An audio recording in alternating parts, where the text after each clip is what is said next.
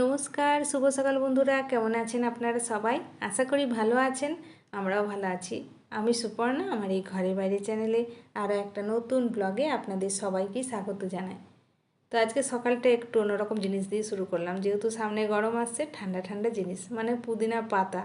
এই গাছটা তো আমার ছাদে হয়েছিল, কিন্তু প্রত্যেক দিন এত কাজে তাড়াহুড়ো থাকে যে আমার পাতাগুলো তোলার সময় হয় না, আর পাতাগুলো না তুলে হলদে হলদে হয়ে যাচ্ছিলো। তো কর্তামশাই প্রত্যেক দিন গাছে জল দিতে গিয়ে দেখে আর এসে এসে বলে। তো আজকে ও আর থাকতে না পেরে নিজেই নিয়ে এসেছে নিচে, সেই পাতাগুলোকে তুলে নিচ্ছে। আমি বললাম তুমি তোলো, আমি ততক্ষণে রান্নাটা করি, কারণ আজকে যেহেতু শনিবার, ও তো অফিসে বেরোবে, আমাকে তো আর বসে ওইসব কাজ করলে হবে না।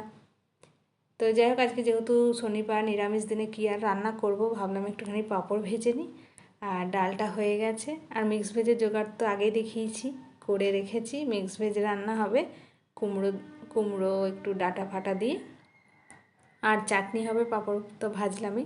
এই হচ্ছে আজকে মেনু।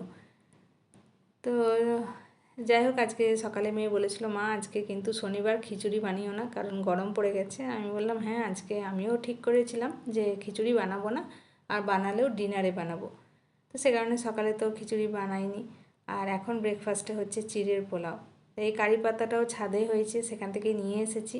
আর এই চিড়ের পোলাওয়ের সাথে কারি পাতা দিলে কিন্তু বেশ ভালো লাগে খেতে।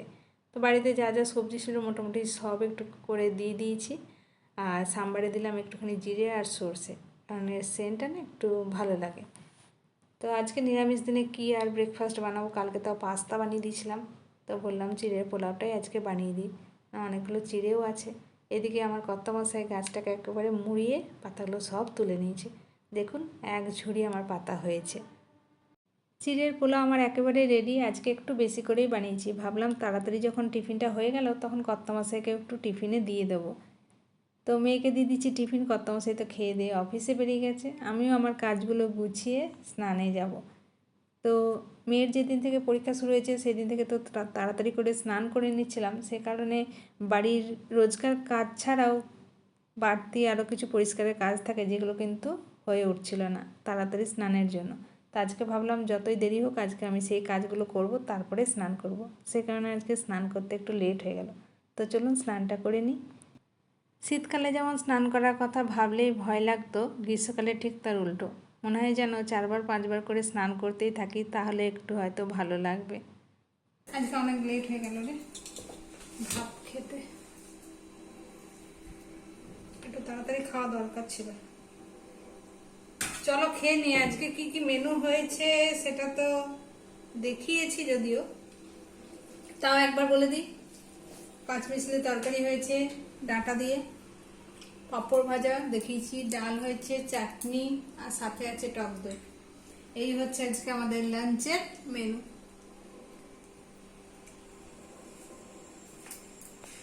খেয়ে নিয়ে পরে ফিরে আসছি। যে পুদিনাগুলো তোলা হয়েছিল সেইগুলো থেকে এই আচার দিয়ে রাখলাম, কারণ এমনি পুদিনাগুলো বেটে রাখলে তো তাড়াতাড়ি নষ্ট হয়ে যাবে। সে কারণে ভাবলাম একটু আচার দিয়ে দিই।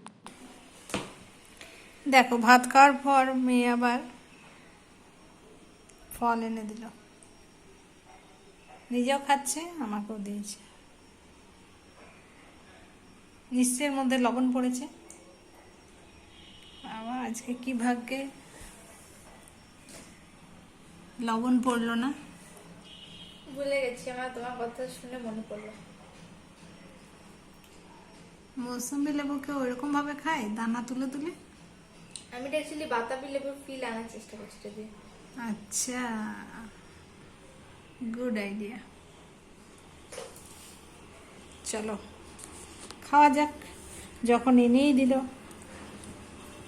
দেখো কত ভালো মেয়ে, দুপুরবেলা খাওয়ার পর ফল কেটে দেয় মেয়ে মাকে, সন্ধে দেওয়ার সাথে সাথে হরলিক্স বানিয়ে দেয় মাকে।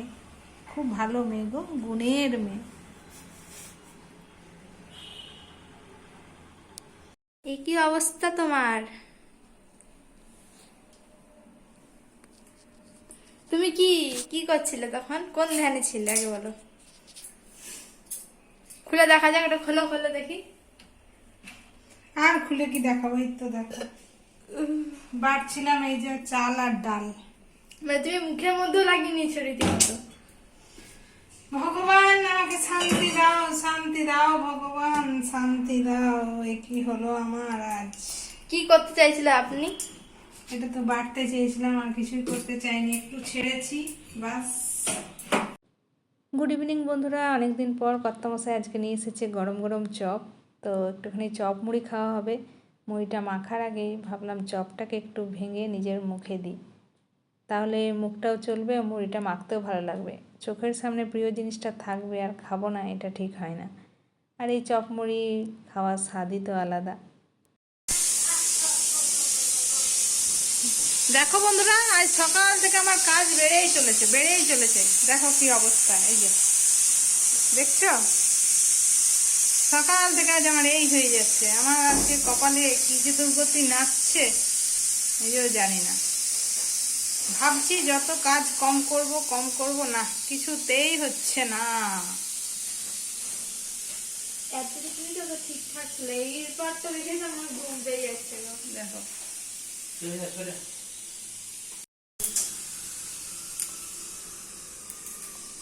দেখো কত আর কাজ করব, আর ভালো লাগছে না এই কাজ করতে। এবার আমি ছুটি চাই, বন্ধু, ছুটি চাই।